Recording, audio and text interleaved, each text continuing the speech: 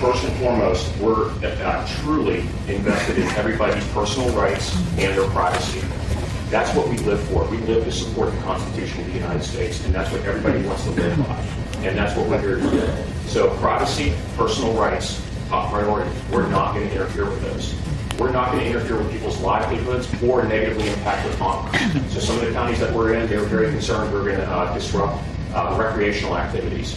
It's not going to happen. So any type of farming that takes place here, any type of other commerce where there's to be an impact by having 2 Humvees come through, we'll take that all into consideration and work it out with the governing body.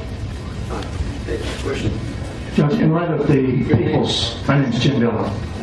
In light of the people's overwhelming opposition to this martial law program, would the Commissioner's Court consider reversing their invitation to these guys? And would the court be offended if I told the Colonel that I didn't believe a single word that he just said?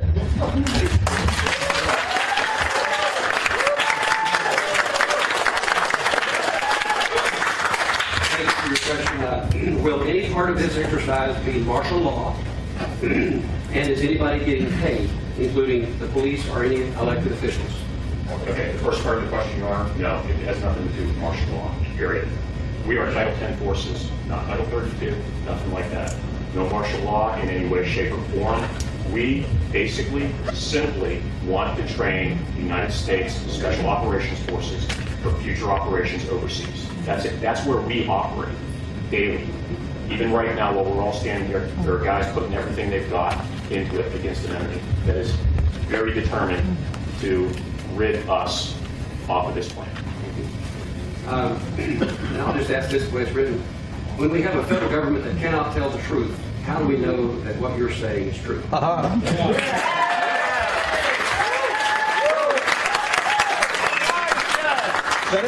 just ask everybody not to mix apples and pumpkins. Okay, let's do it that way. This institution right here has been around for over 240 years. I've transitioned in this uniform, various shades of it, under 5 presidents, all of it peacefully. You may have issues with the federal government. You may have issues with the administration. So be it. Okay? But this institution right here has been with you for over 240 years. Period. I like that. And my question is, I want you to address receiving this and cutting it out and not bring it back by any other name that your strategist may find in this dictionary that has anything to say that it is a preparation for martial law. Yes, because it is not a preparation for martial law, sir. That's what you say. Thank you. Thank you for that succinct answer. Colonel, you said that this is a training military exercise.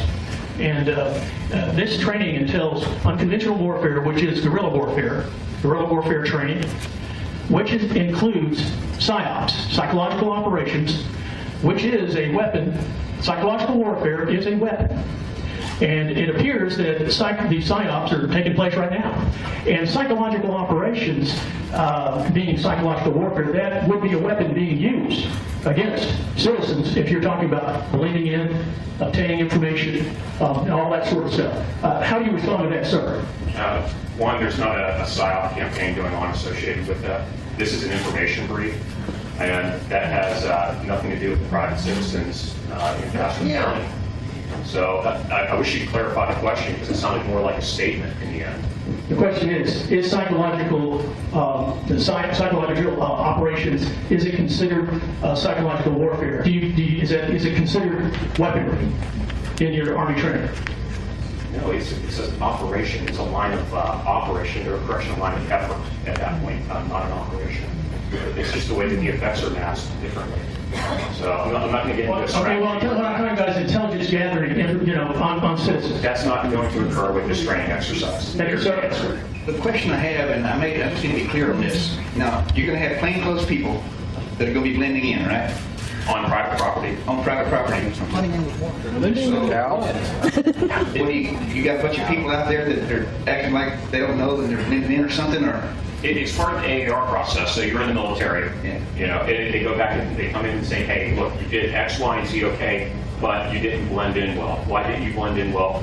You've known that you would have to go do this for a couple of months. You should have studied the area, say Eastern Europe, and look at how they dress and take in their mannerisms.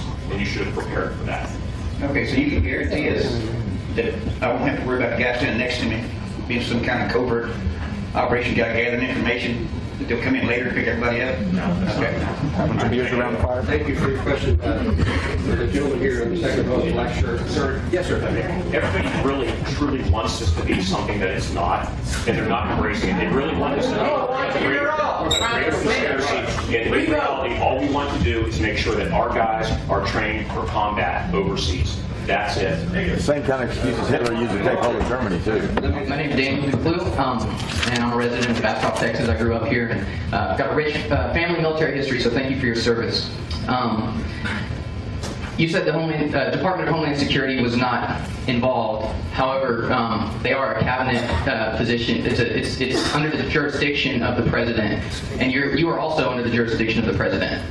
So under the Bush administration, there's a document created, which is part of a bigger idea, but it was called Right-Wing Extremism, Current Economic and Political Climate Fueling Resurgent and Radicalization and Recruitment. And I won't get too much into that. However, it talks about gun owners, Christians, veterans, people that believe in the Constitution. In fact, when I look around in this room, a lot of people that are represented in this room are in that document. And so it seems to me that it's maybe kind of a slight conflict of interest that the government would be here in Texas in a place where people believe in the Constitution, where there are a lot of Christians, and if you're not a Christian, you're still allowed to practice your religion, and we respect that. And a lot of people that are proud to be gun owners. And so to see a big military buildup here, to me, I think those kind of people that pay attention and look at the documents the government puts out on right-wing extremism under the Bush administration, but we got a new president that, you know, I'm not going to go any further on that. But so I'm curious, and I'm no George Bush fan, but I'm curious. You said that the Department of Homeland Security wasn't directly involved in this. Are you aware of that document, the right-wing extremism? No, you have to, one, take up the issue that you have with the Department of Homeland Security on that. Okay. Two, when you say, hey, we're all in that category, that really does actually template across, I'd say, 90% of the military, regardless Right. of service. And I again, So do you find it kind of offensive that the government would potentially label you as a terrorist, sir? Mr. Clue, that's enough. Okay, and also, according to Mike over here, he was talking about representation, Mr. Poppy. I voted for you, sir, and I respect you. And the people of Bastrop do not want this. We have lots of other... Okay.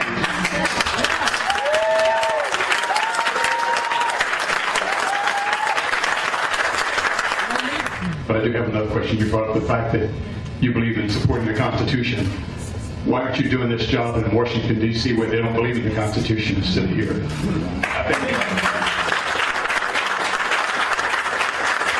Your question here. Yes, sir. My question is, why is it not reasonable? Look, these folks, you're going to be traveling in rental cars or cattle trucks in Afghanistan or any other country. Why is it not reasonable for me, as a private citizen who just questions things, maybe conspiracy theories, but somebody just has some reasonable questions, why is it not reasonable for me to see this as absolute training for a domestic rendition program where eventually, worst case scenario, if things go bad, good folks like yourself this morning hosts are going to go after Alex Jones, Joe Biggs, Jakara Jackson. Why is it not reasonable, sir, for me to be scared about that? Good question. Let's let him answer that question. There's a reason that people have problems with this, and it's not irrational fears, it's well-founded fears. Affect our routine daily lives. First and foremost, we're truly invested in everybody's personal rights and their privacy. That's what we live for. We live to support the Constitution of the United States, and that's what everybody wants to live by. And that's what we're here to do. So privacy, personal rights, top priority. We're not going to interfere with those. We're not going to interfere with people's livelihoods or negatively impact their commerce. So some of the counties that we're in, they were very concerned we're going to disrupt recreational activities. It's not going to happen. So any type of farming that takes place here, any type of other commerce where this could be an impact by having two Humvees come through, we'll take that all into consideration and work it out with the governing body. Question. Judge, in light of the people's, my name is Jim Dillon. In light of the people's overwhelming opposition to this martial law program, would the Commissioner's Court consider reversing their invitation to these guys? And would the court be offended if I told the Colonel that I didn't believe a single word that he just said?